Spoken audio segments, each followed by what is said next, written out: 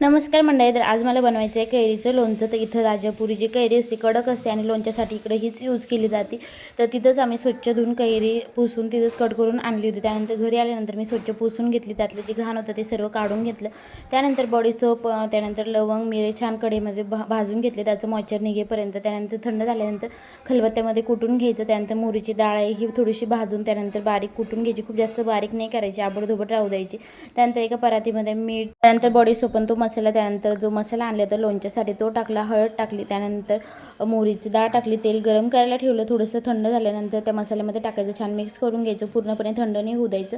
त्यानंतर त्यामध्ये ज्या कैरी होत्या मी फॅन खाली सुकून घेतलेल्या त्या टाकल्या, छान मिक्स करून घ्यायचं. तोपर्यंत तेलही कोमट होतं, त्यामध्ये गूळ टाकला, थोडंसं छान मिक्स करून घेतलं. त्यानंतर सर्व काही तेल आहे त्या लोणच्यामध्ये मिक्स करून घ्यायचं आणि दुसऱ्या दिवशी असं एका कंटेनरमध्ये काचेच्या किंवा चिनी मातीच्या बरणीमध्ये भरून ठेवू शकते. याचा डिटेलमध्ये व्हिडिओ चॅनलवरती आहे, नक्की बघा.